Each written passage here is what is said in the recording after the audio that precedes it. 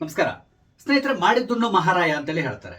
ಈ ಮಾತನ್ನ ನಾನು ಇಲ್ಲಿ ಯಾಕೆ ಹೇಳ್ತಾ ಇದ್ದೆ ಅಂತ ಹೇಳಿದ್ರೆ, ಪ್ರಜ್ವಲ್ ರೇವಣ್ಣ ಇವ್ರ ಬಗ್ಗೆ ನಿಮ್ಗೆ ತುಂಬಾ ಚೆನ್ನಾಗಿ ಗೊತ್ತಿದೆ. ಮಾಜಿ ಪ್ರಧಾನಿಯಾದಂತಹ ದೇವೇಗೌಡರ ಮೊಮ್ಮಗ, ಹಾಗೇನೆ HD ರೇವಣ್ಣ ಮತ್ತು ಭವಾನಿ ಅವರ ಮಗ, ಹಾಗೇನೆ ಅವರು ಹಾಸನದ ಮಾಜಿ ಸಂಸದ ಕೂಡ.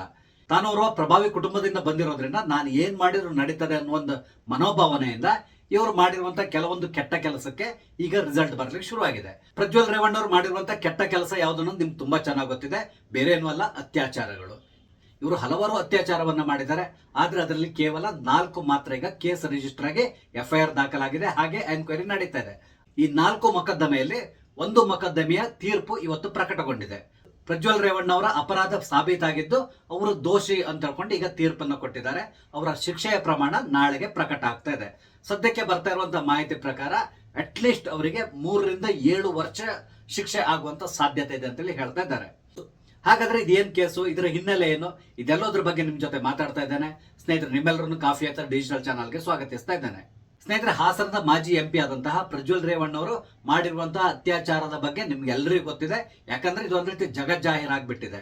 ಕಳೆದ ಲೋಕಸಭಾ ಚುನಾವಣೆ ಸಂದರ್ಭದಲ್ಲಿ ಹಾಸನದಾದ್ಯಂತ ಇವರು ಮಾಡಿರುವಂತಹ ಈ ಕುಕೃತ್ಯದ ವಿಡಿಯೋಗಳ ಪೆನ್ ಡ್ರೈವ್ಗಳು ಎಲ್ಲ ಕಡೆ ಹರಿದಾಡಿತ್ತು. ಇದರಿಂದಾಗಿ ಅವರು ಚುನಾವಣೆಯಲ್ಲಿ ಕೂಡ ಸೋಲ್ಬೇಕಾಗಿ ಬಂತು. ಇದೆಲ್ಲವೂ ನಿಮ್ಗೆ ಗೊತ್ತಿರುವಂತಹ ವಿಷಯ. ಇವರ ಈ ಪೆನ್ ಡ್ರೈವ್ಗಳು ಹೊರಬಂದ ಸಂದರ್ಭದಲ್ಲಿ ಚುನಾವಣೆ ನಡೀತಾ ಇತ್ತು. ಕೊನೆಗೆ ಚುನಾವಣೆ ಮುಗ್ದ ತಕ್ಷಣ ಪ್ರಜ್ವಲ್ ರೇವಣ್ಣ ಅವರು ಇದ್ದಕ್ಕಿದ್ದಾಗೆ ವಿದೇಶಕ್ಕೆ ಹೊರಟೋದ್ರು. ಅವರು ಬಹಳಷ್ಟು ಕಾಲ ವಿದೇಶದಲ್ಲೇ ಇದ್ದಿದ್ರು. ಕೊನೆಗೆ ದೇವೇಗೌಡರು ಮೊಮ್ಮಗನಿಗೆ ಎಚ್ಚರಿಕೆಯನ್ನು ಕೂಡ ಕೊಟ್ಟರು. ತಕ್ಷಣ ನೀನ್ ಭಾರತಕ್ಕೆ ಬಂದು ಪೊಲೀಸರಿಗೆ ಸರೆಂಡರ್ ಆಗು ಅಂತೇಳಿ ಹೇಳಿದ್ರು. ಕೊನೆಗೂ ಪ್ರಜ್ವಲ್ ರೇವಣ್ಣ ಬೆಂಗಳೂರಿಗೆ ಬಂದು ಹೇಳಿದ್ರು. ಅವರು ತಮ್ಮ ತಾತ ಹೇಳಿದ್ರಿಂದಾಗಿ ಬಂದ್ರು ಅಥವಾ ಬರಲೇಬೇಕಾದಂತ ಅನಿವಾರ್ಯ ಪರಿಸ್ಥಿತಿ ಸೃಷ್ಟಿಯಾಗಿದ್ದಕ್ಕಾಗಿ ಬಂದ್ರು, ಅದು ಗೊತ್ತಿಲ್ಲ. ಒಟ್ಟಾರೆ ಮೇಲೆ ಬೆಂಗಳೂರಿಗೆ ಬಂದು ಪೊಲೀಸರಿಗೆ ಶರಣಾದ್ರು. ಆ ದಿನದಿಂದ ಇಲ್ಲಿವರೆಗೂ ಕೂಡ ಅವರು ಜೈಲಿನಲ್ಲೇ ಇದ್ದಾರೆ. ಅಂದ್ರೆ ಅವರಿಗೆ ಜಾಮೀನು ಸಿಕ್ಕಿಲ್ಲ. ಈ ಪೆನ್ ಡ್ರೈವ್ಗಳು ಹೊರ ಬಂದ ಸಂದರ್ಭದಲ್ಲಿ ಪೊಲೀಸರು ಕೂಡ ಒಂದು ಮನವಿಯನ್ನ ಮಾಡಿಕೊಂಡ್ರು. ಈ ವಿಡಿಯೋದಲ್ಲಿರುವಂತಹ ಸಂತ್ರಸ್ತೆಯರು ಮುಂದೆ ಬಂದು ಕಂಪ್ಲೇಂಟ್ ಅನ್ನ ಕೊಟ್ರೆ ನಾವು ಖಂಡಿತವಾಗಿ ಪ್ರಜ್ವಲ್ ರೇವಣ್ಣ ಅವರ ಮೇಲೆ ಕೇಸ್ಗಳನ್ನ ದಾಖಲು ಮಾಡ್ತೇವೆ, ನಂತರ ಅವ್ರನ್ನ ಎನ್ಕ್ವೈರಿ ಕೂಡ ಮಾಡ್ತೇವೆ ಅಂತ ಕೊಂಡು ಹೇಳಿದ್ರು. ಆಗ ಕೆಲವು ಸಂತ್ರಸ್ತೆಯರು ಬಂದು ದೂರನ್ನ ಕೂಡ ದಾಖಲಿಸಿದ್ರು. ಒಟ್ಟಿಗೆ 4 ಕೇಸ್ಗಳು ಇವ್ರ ಮೇಲೆ ಬುಕ್ ಆಗಿದೆ. ಅದರಲ್ಲಿ ಒಂದು ಕೇಸ್ನ ತೀರ್ಪು ಇವತ್ತು ಹೊರಬಿದ್ದಿದೆ. ಇಲ್ಲಿ ಅತ್ಯಾಚಾರಕ್ಕೊಳಗಾದಂತಹ ಮಹಿಳೆ KR ನಗರದವರಾಗಿದ್ದು, ಅವರು ಪ್ರಜ್ವಲ್ ರೇವಣ್ಣ ಅವರ ಕುಟುಂಬಕ್ಕೆ ಸೇರಿದಂತಹ ಒಂದು ಫಾರ್ಮ್ ಹೌಸ್ ನಲ್ಲಿ ಕೆಲಸ ಮಾಡ್ತಾ ಇದ್ರಂತೆ. ಅಂದ್ರೆ ಮನೆ ಕೆಲಸ ಮಾಡ್ಕೊಂಡಿದ್ರು. ಅದಿದ್ದು ಹೊಳೆನರಸೀಪುರದಲ್ಲಿ. ಅಲ್ಲಿ ಅವರು ಕೆಲಸವನ್ನ ಮಾಡ್ಕೊಂಡಿದ್ರು. ಆಗಾಗ ಪ್ರಜ್ವಲ್ ರೇವಣ್ಣ ಅವರು ಅಲ್ಲಿಗೆ ಹೋಗ್ತಾ ಇದ್ರು. ಈ ಸಂದರ್ಭದಲ್ಲಿ ಪ್ರಜ್ವಲ್ ರೇವಣ್ಣ ಅವರು ಈ ಮಹಿಳೆಯ ಮೇಲೆ ಬಲಾತ್ಕಾರವನ್ನ ಮಾಡಿದ್ರು ಅಂತ ಕೊಂಡು ಹೇಳಲಾಗಿದೆ. ಒಟ್ಟಿಗೆ 2 ಬಾರಿ ಇವ್ರ ಮೇಲೆ ಬಲಾತ್ಕಾರ ಮಾಡಿದ್ರಂತೆ. ಕೊನೆಗೆ ಆ ಮಹಿಳೆ ಇವರ ಕಾಟವನ್ನ ತಡಿಲಿಕ್ಕಾಗದೆ ಕೆಲಸವನ್ನ ಬಿಟ್ಟು ತಮ್ಮ ಊರಾದಂತಹ KR ನಗರವನ್ನ ಸೇರ್ಕೊಂಡಿದ್ರು. ಯಾವಾಗ ಈ ಪೆನ್ ಡ್ರೈವ್ ಗಳೆಲ್ಲ ಹೊರಗಡೆ ಬಂತೋ ಆ ಸಂದರ್ಭದಲ್ಲಿ ಈ ಮಹಿಳೆ ಮುಂದೆ ಬಂದು ಇವ್ರ ಮೇಲೆ ದೂರನ್ನ ದಾಖಲಿಸಿದ್ರು. ಹಾಗಾದ್ರೆ ಇಲ್ಲಿ ಪ್ರಜ್ವಲ್ ರೇವಣ್ಣ ಅವರು ತಪ್ಪಿತಸ್ಥ ಅಂತೇಳಿ ಪ್ರೂವ್ ಮಾಡ್ಲಿಕ್ಕೆ ಸಾಕ್ಷ್ಯಾಧಾರಗಳಿದ್ದಿತ್ತ? ಖಂಡಿತವಾಗಿ ಹಲವಾರು ಸಾಕ್ಷ್ಯಾಧಾರಗಳಿದ್ದಿತ್ತು. ಇಲ್ಲಿ ಪ್ರಜ್ವಲ್ ರೇವಣ್ಣ ಅವರಿಗೆ ಒಂದು ಅತ್ಯಂತ ಕೆಟ್ಟ ಅಭ್ಯಾಸ ಇದ್ದಿತ್ತು. ಅದೇನು ಅಂತ ಹೇಳಿದ್ರೆ, ಇವರು ಮಾಡಿರುವಂತಹ ಎಲ್ಲಾ ಈ ಮಹಾನ್ ಕಾರ್ಯಗಳನ್ನ ಅವರು ವಿಡಿಯೋ ಮಾಡ್ಕೊಂತ ಇದ್ರು. ಅಂದ್ರೆ ತಮ್ಮ ಕೈಯಲ್ಲಿ ಮೊಬೈಲ್ ಹಿಡ್ಕೊಂಡು ಈ ಎಲ್ಲಾ ಕೃತ್ಯಗಳನ್ನ ಮಾಡ್ತಾ ಇದ್ರು. ಕೊನೆಗೆ ಈ ವಿಡಿಯೋಗಳನ್ನೇ ಸಾಕ್ಷಿಯಾಗಿ ಇಟ್ಕೊಂಡು ವಿಚಾರಣೆ ಮುಂದುವರಿತು. ಪರ್ಟಿಕ್ಯುಲರ್ ಆಗಿ ಈ ಕೇಸ್ ಬಗ್ಗೆ ಹೇಳೋದಾದ್ರೆ, ಕೊರೋನಾ ಸಂದರ್ಭದಲ್ಲಿ ಇವರು ಈ ರೀತಿಯಾದಂತಹ ಬಲಾತ್ಕಾರವನ್ನ ಮಾಡಿದ್ರು ಆ ಮಹಿಳೆ ಮೇಲೆ ಅಂತೇಳಿ ಹೇಳ್ತಾ ಇದ್ದಾರೆ. ಇಲ್ಲಿ ಏನಾಗಿದೆ ಅಂದ್ರೆ, ಪ್ರಜ್ವಲ್ ರೇವಣ್ಣ ಅವರು ಈ ಮಹಿಳೆಯ ಮೇಲೆ ಅತ್ಯಾಚಾರ ಮಾಡುವ ಸಂದರ್ಭದಲ್ಲಿ ಮೊಬೈಲ್ ನ ಹಿಡ್ಕೊಂಡು ಮೊಬೈಲ್ ನಲ್ಲಿ ಚಿತ್ರೀಕರಣ ಮಾಡಿಕೊಂಡೆ ಎಲ್ಲಾ ಕೆಲಸಗಳನ್ನ ಮಾಡಿದ್ದಾರೆ. ಈ ಸಂದರ್ಭದಲ್ಲಿ ಇವರ ಮುಖ ಎಲ್ಲಿ ಕೂಡ ರೆಕಾರ್ಡ್ ಆಗಿರಲಿಲ್ಲ. ಆದ್ರೆ ಇವರ ಒಂದು ಪ್ರಮುಖವಾದಂತಹ ದೇಹದ ಭಾಗ ಇದರಲ್ಲಿ ಸಂಪೂರ್ಣವಾಗಿ ಚಿತ್ರೀಕರಣಗೊಂಡಿತ್ತು. ಪೊಲೀಸರು ಏನ್ ಮಾಡಿದ್ರು, ವಿಡಿಯೋನ ತಕೊಂಡ್ರು. ಹಾಗೆ ಇವರ ಈ ಪ್ರಮುಖ ಅಂಗ ಏನಿದೆ ಅದರ ಫೋಟೋವನ್ನ ಕೂಡ ತಕೊಂಡು FSL ತನಿಖೆ ಕಳಿಸ್ಕೊಟ್ರು. FSL ನಲ್ಲಿ ಎರಡನ್ನೂ ಕಂಪೇರ್ ಮಾಡಿ ನೋಡಿ, ಆ ವಿಡಿಯೋದಲ್ಲಿ ಕಾಣಿಸ್ತಿರುವಂತಹ ದೇಹದ ಭಾಗ, ಪೊಲೀಸರು ಫೋಟೋ ತೆಗೆದು ಕಳಿಸ್ಕೊಟ್ಟಿದ್ದಾರಲ್ಲ ಅದರಲ್ಲಿ ಇರುವಂತಹ ಭಾಗ 2 ಕೂಡ ಸೇಮ್ ಇದೆ. ಆದ್ರಿಂದಾಗಿ ಇದು ಒಂದೇ ವ್ಯಕ್ತಿಯದ್ದು ಅಂತಕೊಂಡು ಅಲ್ಲಿ ಪ್ರೂವ್ ಆಗಿದೆ. ಅಂದ್ರೆ ಈ ಅತ್ಯಾಚಾರದಲ್ಲಿ ಭಾಗವಹಿಸಿರುವಂತಹ ವ್ಯಕ್ತಿ ಪ್ರಜ್ವಲ್ ರೇವಣ್ಣ ಅನ್ನೋದು ಇಲ್ಲಿ ರುಜುವಾತಾಗಿತ್ತು. ಇದ್ರ ಜೊತೆಗೆ ಇನ್ನೊಂದು ಪ್ರಮುಖವಾದಂತಹ ಸಾಕ್ಷ್ಯ ಕೂಡ ಪ್ರಜ್ವಲ್ ರೇವಣ್ಣ ಅವರೇ ಪೊಲೀಸರಿಗೆ ಕೊಟ್ಟಿದ್ದಾರೆ. ಅದೇನು ಅಂತ ಹೇಳಿದ್ರೆ, ಈ ಮಹಿಳೆಯ ಬಟ್ಟೆ.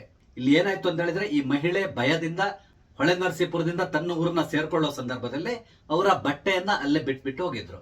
ಅಂದ್ರೆ ಅವರ ಬಟ್ಟೆಯನ್ನ ತಗೊಂಡು ಹೋಗ್ಲಿಲ್ಲ, ಯಾಕಂದ್ರೆ ಒಂದು ಸ್ವಲ್ಪ ಗಡಿಬಿಡಿಯಲ್ಲಿ ಅವರು ಊರನ್ನ ಬಿಟ್ಟು ಹೋಗ್ಬಿಟ್ಟಿದ್ರು. ಕೊನೆಗೆ ಒಂದು 2-3 ತಿಂಗಳು ಬಿಟ್ಟು ಆ ಮಹಿಳೆ ಪುನಃ ಅಲ್ಲಿ ಬಂದು ಆ ಬಟ್ಟೆಯನ್ನ ತಗೊಂಡು ಹೋಗ್ಲಿಕ್ಕೆ ಪ್ರಯತ್ನಿಸಿದ್ದಾರೆ. ಆದ್ರೆ ಪ್ರಜ್ವಲ್ ರೇವಣ್ಣ ಅವರು ಈ ಮಹಿಳೆ ಮೊದಲು ಉಳ್ಕೊಂಡಿದ್ದಂತಹ ರೂಮ್ ನ ಕೀಯನ್ನ ಅವ್ರಿಗೆ ಕೊಡ್ಲಿಲ್ಲ. ಅಂದ್ರೆ ರೂಮ್ ಅನ್ನು ಓಪನ್ ಮಾಡ್ಲಿಕ್ಕೆ ಬಿಟ್ಟಿಲ್ಲ.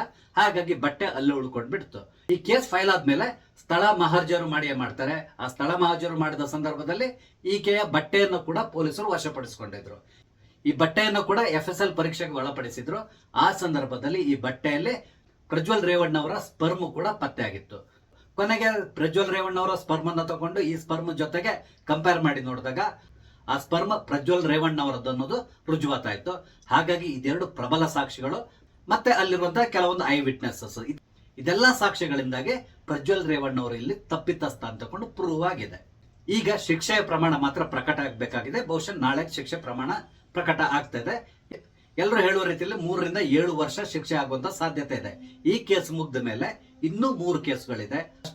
ಆ ಕೇಸ್ಗಳಲ್ಲಿ ಕೂಡ ಅಷ್ಟೇ ಎಲ್ಲಾ ರೀತಿಯಾದಂತಹ ಸಾಕ್ಷಿಗಳನ್ನ ಪ್ರಜ್ವಲ್ ರೇವಣ್ಣ ಅವರೇ ಪೊಲೀಸರಿಗೆ ಕೊಟ್ಟಿದ್ದಾರೆ. ನಿಮ್ಗೆ ಗೊತ್ತಿದೆ ಅವರಿಗಿರುವಂತಹ ಈ ಕೆಟ್ಟ ಚಟ ವಿಡಿಯೋ ಮಾಡ್ಕೊಳ್ಳುವಂತದ್ದು. ಈ ವಿಡಿಯೋ ಎಲ್ಲದೂ ಈಗ ಪೊಲೀಸರ ಕೈಗೆ ಸಿಕ್ಕಿದೆ. ನಾನು ಕೂಡ ಇವರ ಕೆಲವೊಂದು ವಿಡಿಯೋಗಳನ್ನ ನೋಡಿದ್ದೇನೆ. ಈ ನೀಚ ಪ್ರಜ್ವಲ್ ರೇವಣ್ಣ ಅವರು ಈ ರೀತಿ ಕೆಲಸ ಮಾಡ್ಲಿಕ್ಕೆ ಕಾರಣ ಏನು, ಬೇರೆ ಏನೂ ಅಲ್ಲ. ತಲೆಯಲ್ಲಿತ್ತು ನಾನೊಂದು ಪ್ರತಿಷ್ಠಿತ ಕುಟುಂಬದಿಂದ ಬಂದಿದ್ದೇನೆ, ನಾನು ಏನ್ ಮಾಡಿದ್ರು ನಡೀತದೆ, ನನ್ನನ್ನು ಯಾರು ಪ್ರಶ್ನೆ ಮಾಡುವವರಿಲ್ಲ, ಈ ರೀತಿ ಯೋಚನೆ ಮಾಡಿಕೊಂಡು ಈ ಅತ್ಯಾಚಾರಗಳನ್ನ ಮಾಡಿದ್ರು.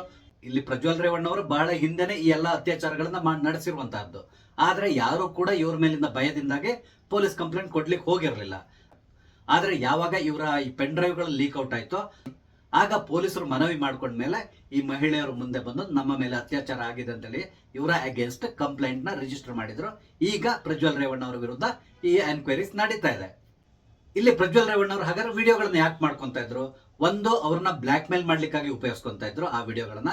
ಅದೇ ರೀತಿಯಲ್ಲಿ ಇನ್ನೊಂದು, ಇವರಿಗೆ ತಾನು ಮಾಡಿರುವಂತಹ ಮಹಾನ್ ಕಾರ್ಯವನ್ನ ಪುನಃ ನೋಡುವಂತ ಒಂದು ಕೆಟ್ಟ ಚಟ ಕೂಡ ಇತ್ತು. ಹಾಗಾಗಿ ಈ ರೀತಿಯಾದಂತಹ ವಿಡಿಯೋಗಳನ್ನ ಅವರು ಮಾಡಿ ಇಟ್ಕೊಂತ ಇದ್ರು. ಇವರ ಈ ಒಂದು ಕೆಟ್ಟ ಚಾಳಿಗೆ ಹಲವಾರು ಜನ ಬಲಿಪಶು ಆಗಿದ್ದಾರೆ. ಆದ್ರೆ ಎಲ್ಲರೂ ಕೂಡ ಕಂಪ್ಲೇಂಟ್ ಕೊಡ್ಲಿಕ್ಕೆ ಹೋಗಿಲ್ಲ. ಈ 4 ಜನ ಮಾತ್ರ ಕಂಪ್ಲೇಂಟ್ ಕೊಟ್ಟಿದ್ದಾರೆ. ಬಹುಶಃ ಇನ್ನು ಉಳಿದಿರುವಂತಹ 3 ಕೇಸ್ಗಳು ಕೂಡ ಪ್ರೂವ್ ಆಗಿ ಆಗ್ತದೆ. ಆ ಮುಖಾಂತರ ಪ್ರಜ್ವಲ್ ರೇವಣ್ಣ ಅವರು ತನ್ನ ಜೀವಿತ ಅವಧಿಯ ಬಹಳಷ್ಟು ಸಮಯವನ್ನ ಜೈಲಿನಲ್ಲೇ ಕಳಿಬೇಕಾದಂತಹ ಪ್ರಮೇಯ ಬರಬಹುದು ಅನಿಸ್ತಾ ಇದೆ. ಏನೇ ಆಗ್ಲಿ ಜನಪ್ರತಿನಿಧಿ ಕೋರ್ಟ್ ನಲ್ಲಿ ಅತ್ಯಂತ ಫಾಸ್ಟ್ ಆಗಿ ಈ ಒಂದು ಕೇಸ್ನ ಎನ್ಕ್ವೈರಿಯನ್ನ ಮಾಡಿ ಇದರ ತೀರ್ಪನ್ನು ಕೂಡ ಈಗಾಗಲೇ ಪ್ರಕಟಪಡಿಸಿದೆ. ಇದಕ್ಕಾಗಿ ನಾವು ಖುಷಿ ಪಡಬೇಕು. ಹೀಗೇನೆ ಎಲ್ಲಾ ಕೋರ್ಟ್ಗಳು ಕೂಡ ತ್ವರಿತಗತಿಯಲ್ಲಿ ಕೆಲಸವನ್ನ ಮಾಡಿದ್ರೆ ಖಂಡಿತವಾಗಿಯೂ ಎಲ್ಲರಿಗೂ ಕೂಡ ನ್ಯಾಯ ಅವರ ಜೀವಿತ ಅವಧಿಯಲ್ಲಿ ಅವರಿಗೆ ಸಿಗ್ತದೆ. ಕೋರ್ಟ್ ನಲ್ಲಿ ಈ ತೀರ್ಪು ಪ್ರಕಟಗೊಳ್ಳುವ ಸಂದರ್ಭದಲ್ಲಿ ಕೂಡ ಪ್ರಜ್ವಲ್ ರೇವಣ್ಣ ಅವರು ಕೋರ್ಟ್ ನಲ್ಲೇ ಇದ್ರು. ನ್ಯಾಯಾಧೀಶರು ತೀರ್ಪನ್ನು ಓದಿ ಹೇಳಿದ ತಕ್ಷಣ ಪ್ರಜ್ವಲ್ ರೇವಣ್ಣ ಅವರು ಗಳಗಳ ಅಂತ ಹೇಳಿ ಅಳ್ಲಿಕ್ಕೆ ಶುರು ಮಾಡಿದ್ರಂತೆ. ಆದ್ರೆ ಈ ವ್ಯಕ್ತಿ ಬೇರೆಯವ್ರ ಮೇಲೆ ಅತ್ಯಾಚಾರ ಮಾಡ್ತಾ ಇರೋ ಸಂದರ್ಭದಲ್ಲಿ ಅವರು ಅಳ್ತಾ ಇರುವಾಗ ಈ ಮನುಷ್ಯ ಗಹಗಹಿಸಿ ನಗ್ತಾ ಇದ್ದ. ಆದ್ರೆ ಈಗ ಶಿಕ್ಷೆ ಪ್ರಕಟ ಆಗ್ತಾ ಇದ್ದಂತಾನೆ ತಾನು ಅಳ್ಲಿಕ್ಕೆ ಶುರು ಮಾಡಿದ್ದಾನೆ. ಈಗ ಪ್ರಜ್ವಲ್ ರೇವಣ್ಣ ಅವ್ರನ್ನ ನೋಡಿ ನಗುವಂತಹ ಸರದಿ ಕರ್ನಾಟಕದ ಜನತೆದು ಅನಿಸ್ತದೆ. ಸ್ನೇಹಿತರೆ, ತಾನೊಂದು ಪ್ರತಿಷ್ಠಿತ ಕುಟುಂಬದಿಂದ ಬಂದವನು, ನಾನು ಈ ರೀತಿ ಮಾಡಿದ್ರೆ ಮುಂದೆ ಒಂದಲ್ಲ ಒಂದು ದಿನ ಸಿಕ್ಕಾಕೊಳ್ತೇನೆ, ಇದರಿಂದಾಗಿ ತನ್ನ ಕುಟುಂಬದ ಮರ್ಯಾದೆ ಬೀದಿಗೆ ಬರ್ತದೆ ಅನ್ನೋದನ್ನ ಯೋಚನೆ ಮಾಡ್ದೇನೆ ಈ ರೀತಿಯಾದಂತಹ ಅತ್ಯಂತ ಕೆಟ್ಟ ಕೆಲಸವನ್ನ ಮಾಡಿರುವಂತಹ ಪ್ರಜ್ವಲ್ ರೇವಣ್ಣ ಅವರಿಗೆ ತಕ್ಕ ಶಾಸ್ತಿ ಆಗಿದೆ ಅಂತ ಹೇಳ್ಬಹುದು. ಸ್ನೇಹಿತರೆ, ಇದಕ್ಕೆ ಸಂಬಂಧಪಟ್ಟಂತೆ ನಿಮ್ಮ ಅನಿಸಿಕೆಗಳೇನು ದಯವಿಟ್ಟು ಕಮೆಂಟ್ ಮುಖಾಂತರ ತಿಳಿಸಿ. ವಿಡಿಯೋ ಇಷ್ಟ ಆದ್ರೆ ದಯವಿಟ್ಟು ಲೈಕ್ ಮಾಡಿ, ಶೇರ್ ಮಾಡಿ, ಹಾಗೆ ದಯವಿಟ್ಟು ನನ್ನ ಚಾನಲ್ ಸಬ್ಸ್ಕ್ರೈಬ್ ಮಾಡಿ. ನಮಸ್ತೆ, ಜೈ ಹಿಂದ್.